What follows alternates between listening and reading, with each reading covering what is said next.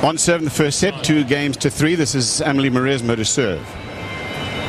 Take a look at Roger Federer's backhand here. This is a one-hander. It's so stylish. This racket head goes up. Look at the shoulder turn. Then it drops down, and then he follows through high.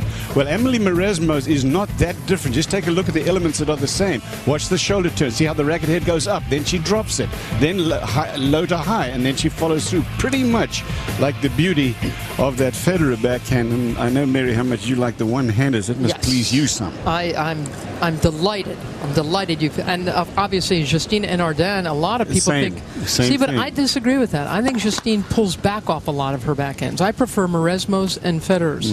Justine leans back and then rips over, so it looks very dramatic, and it's a hell of a shot.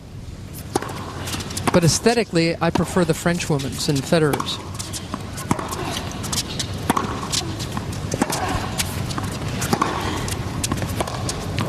But again, another shank from that backhand side of Mauresmo. You know, she snaps it. She wants so much racket speed, Amelie. And she really wants to whip it and wrist it sometimes. And she said it's got to be 4 or 5 now she's missed like that. 15.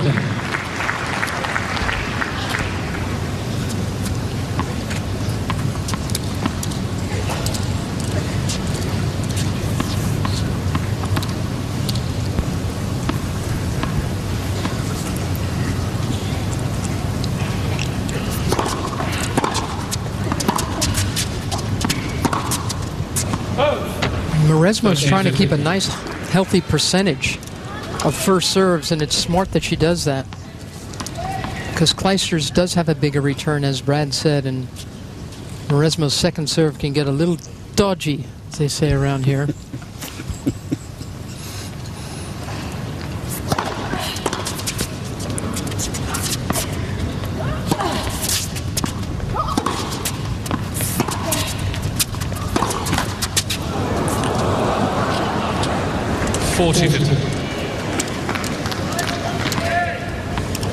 We talked about how cleanly Mauresmo has looked through the round of 16 in the quarters. You could see nice tidy numbers. Not a lot of winners, but not a lot of errors either. Very different numbers from Clijsters. She's already had 10 errors here. Now 11, actually. Oh, that's a superb shot from Mauresmo. Remember how earlier in this match she had a chance to break and missed an overhead. Not this one. Look how high she was in the air.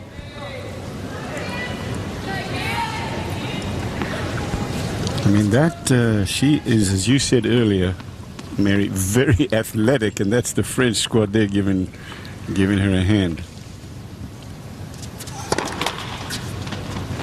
She has got to have been at least a couple of feet in the air when she made contact with that ball. 3-3 first set.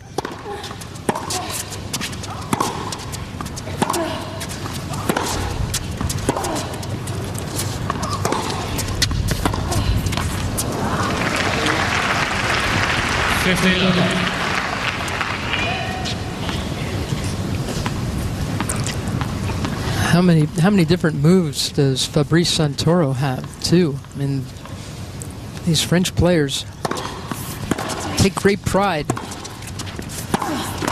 in the artistry of the game. And that's nicely done from Clijsters.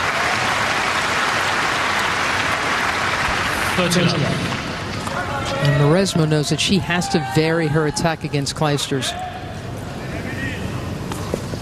A lot of topspin, she can flatten it out, hard slice, pace.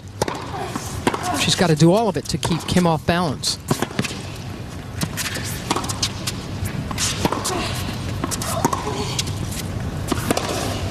Another shank off the backhand side. 14.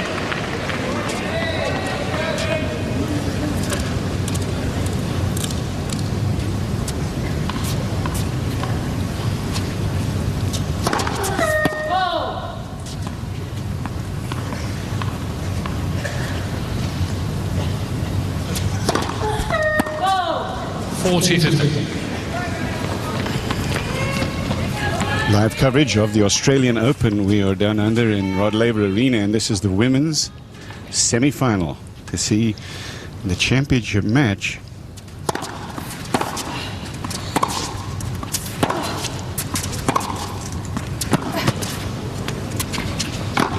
Who's going to take on Justine Anna Arden of Belgium, and it may well be her Belgian countrywoman, Kim Clijsters. Clijsters in front 4-3 first set, but we're on serve. Mauresmo to serve. Kim Clijsters in front 4-3, but the athletic Amelie Mauresmo is serving, so we're on serve in the first set. Talking about how athletic she is, just take a look again at this jump. As you can see, Clijsters is here. She throws this thing up pretty high. So at this point, she, look at it, knees bent. Now she, look, there are two issues here. First of all, she's got to jump at the right time, and look how high she is in the air when she hits it. So timing and then swing and then the ability to get that high in the air all have to work together.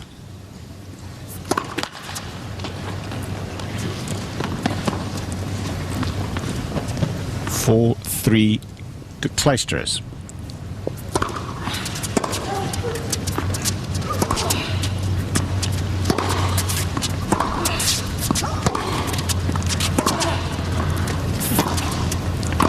Good move. 15. She's pretty sneaky, Mauresmo. You know, she doesn't come in on the big stuff. She comes in on the floaty stuff. It allows her time to sneak in fast and tight to the net. You know, most players, especially now, that a lot of players don't have good volleys, so they try to whale their approach so their volleys don't have to be good.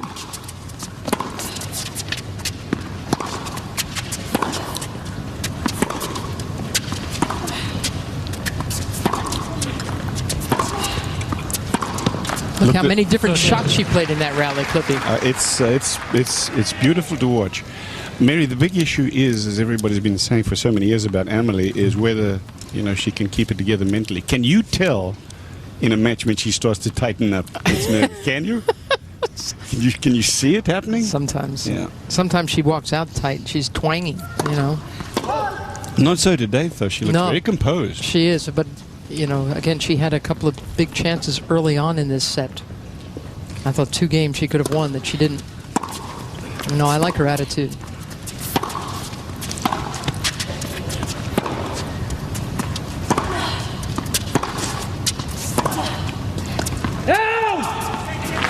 But at what point, Cliff, is it, everyone talks about her, is it mental fragility or emotional? I mean, is it that she just... I think those two things are connected. And, you know, she says, Amelie says, I am a very emotional person. Well, that's what I'm saying. I mean, I think mentally she knows exactly what she wants to do. I think she's, you know... I think it's her emotions that get in the way.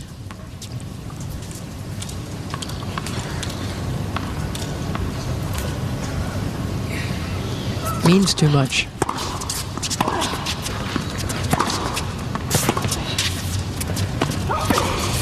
You know, you look at somebody like Justine Anna Arden and Maria Sharapova, their emotions help them. It just makes their willpower that much stronger. And Kim Clijsters had to prove, and she's proving it again with her forehand today, she had to prove that she could keep her emotions in check and win a major, and of course she won it last year at the U.S. Open. 30-all. It's the 5th time she'd been to a Grand Slam final, and she was 0-4. And she had a couple of good looks. Remember that whole thing, people said she was too nice?